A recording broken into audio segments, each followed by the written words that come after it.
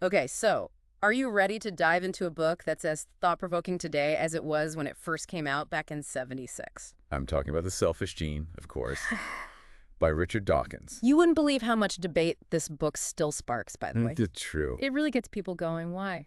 Because it takes, like, everything we think we know about evolution and just flips it on its head. Exactly.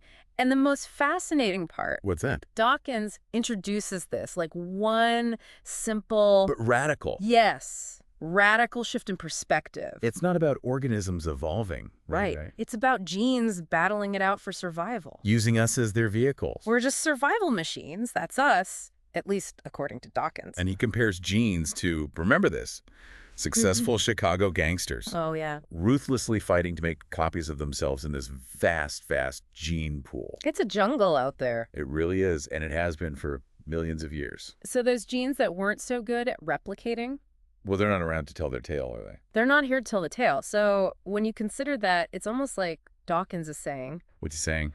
look, if a behavior, any behavior, helps a gene replicate, Yeah, it's probably going to stick around. exactly. And that includes behaviors we usually think of as selfless, right? Right. Like altruism, for example. Dawkins argues that it's not about being nice for the sake of it. It's about something else. It's about maximizing the chances of your genes being passed down. Even if it means, sacrificing something yourself. Exactly. Which leads us to a pretty mind-blowing question. Okay, shoot, I'm ready. If it's all about the survival of the genes, right? Right. What about all that junk DNA we keep hearing about? Ah, yes. I know exactly what you mean. The DNA that doesn't seem to have a clear purpose for us. Right, the selfish DNA debate. Yeah. This is where things get really interesting. Tell me more. Dawkins suggests that this DNA might exist simply to replicate itself. Okay. Even if it doesn't offer any immediate benefit to, well, us, as the host organism. Hold on. So we're walking around with all this DNA that's just along for the ride. Seems that way, yeah. If it's not doing anything for us, why hasn't evolution just gotten rid of it? Now, that's the million-dollar question, isn't it? It really is. That's a question that has puzzled scientists for a long time. And what do they say? Well, some theories propose that what we call junk DNA might have, hidden functions. And that we just haven't figured them out yet. Exactly, that we haven't fully uncovered yet. Others suggest that it could be a reservoir. A reservoir Of what? of genetic potential, just waiting to be tapped into. For future adaptations. You got it. For future adaptations. So you're saying that even this seemingly useless DNA Yeah, could actually be playing a role right. in this grand evolutionary story. It could. That's pretty wild to think about. Yeah. But it also makes me wonder if we're just vehicles for these self-replicating genes, right? Right. What does that actually say about free will? Do we have any say in all this? Well, it's a question Yeah. that takes us right to the heart of Dawkins' argument. Doesn't it? This idea that our behaviors, Mm. even the seemingly cruel ones, Yeah. can be traced back to this relentless drive of genes to replicate. To just stay alive, to keep going. Exactly. And Dawkins doesn't shy away from those, tougher examples. No, he does not. Like the cuckoo bird, remember that one? Oh, how could we forget? The way those chicks just, shove their foster siblings right out of the nest. Brutal. Just to eliminate the competition. It's a tough way to look at it. It really is. But when you view it Yeah. through the lens of the selfish gene, Okay. it takes on a whole new meaning, doesn't it? Tell me more about that. The cuckoo chick, Yeah. in all its ruthlessness. It's very ruthless. It is. It's essentially a fine-tuned survival machine, Oh. programmed by its genes to secure the best chance of survival. So while it might seem cool, from our perspective, for the cuckoo's genes, it's a resounding success story. Yes. They're going on to the next round. They're doing something right, that's for sure. Exactly. Which begs the question, Okay. what about all those seemingly disadvantageous traits out there? Like what? Like the peacock's extravagant tail. Ah, yes. The classic example. Wouldn't something that showy, wouldn't that just attract more predators? You'd think so, right? It seems counterintuitive to survival. Right. You'd think that evolution would favor creatures that Yeah. are, better at blending in, Right. not standing out. Right. But this is where things get cool. Okay. Let's hear it. Dawkins uses the peacock's tail Yeah. and other examples like it to illustrate something called Zahavi's theory of Signaling. Signaling. Yeah. Signaling. What do you mean by that? Well, the idea is Yeah. that these seemingly costly traits, these handicaps as they're called, Okay. are actually honest signals Okay. of genetic quality. What? Yeah, it's like the peacock is saying, look at me. I can afford to, like, sport this flamboyant tail Okay. because I'm so healthy and strong.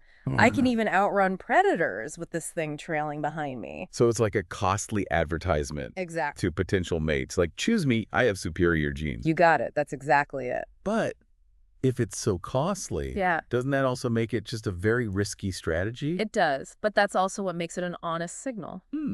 How so? Well, you see, if a weaker peacock tried to fake it, because like a large flashy tail, Yeah. it would probably get picked off by a predator pretty quickly. Ah, so you can't fake it. Exactly. Gotcha. You can't just put on a big tail. Yeah. You have to actually be strong and healthy enough to survive with it. So the handicap, as strange as it sounds, Yeah. becomes a way to guarantee authenticity. You got it.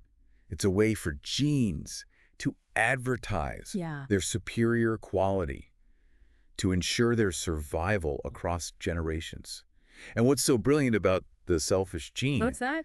is how Dawkins doesn't stop with these biological examples. Where does he go? He takes this idea of self-replication and he extends it Okay. to the realm of culture. Culture. Yeah. He introduces us to the concept of don't tell me. Memes. Memes. Memes. It's like he took the rule book for genes and just said, you know what? Let's apply this to ideas. And tunes and Mm. fashion trends. Yeah, precisely. It's crazy. Dawkins argues that just like genes, right, memes are these units of cultural transmission Yeah. that replicate Yeah. and evolve. So, like, think of a catchy jingle, Yes. viral video, or even, like, a philosophical concept, right? Yeah. These memes are all competing You battling it out. for space in our minds. Yes. And the more successful ones, well, they spread Yeah. far and wide. It's almost like our minds are the new battleground for evolution. I like that. I like that analogy. Yeah. But this time, it's ideas battling it out. It's a war of ideas, that's for sure. So are you saying that, like, our favorite songs, Yeah. the ones we just can't get out of our heads, they're just really good at, like, replicating themselves in our minds? In a way, yes. Like little earworms. Vying for dominance. Oh my gosh, that's a great way to put it. They're very good at what they do. These memes. So memes, just like genes, thrive on replication. They do. The more they're shared, Right. the more they, like, embed themselves into our culture. It's true. Think about, like, the cultural impact of certain religious beliefs. Oh, absolutely. Or even the way that a political slogan, right, can capture the imagination of an entire nation. Yeah. Powerful stuff. Memes are powerful things. It's mind-blowing when you think about it. It really is. It really is. These ideas, these memes have shaped, like, civilizations. They have. Sparked movements, influenced the course of history. But it also makes you wonder, are we just passive recipients of these memes? That's the question, isn't it? Or do we actually have a choice in what we allow to take root? It's a great question. What do you think? You know, it feels like we're caught in this, like, fascinating but slightly unnerving dance Right? between our genes and these, like, cultural replicators. Totally.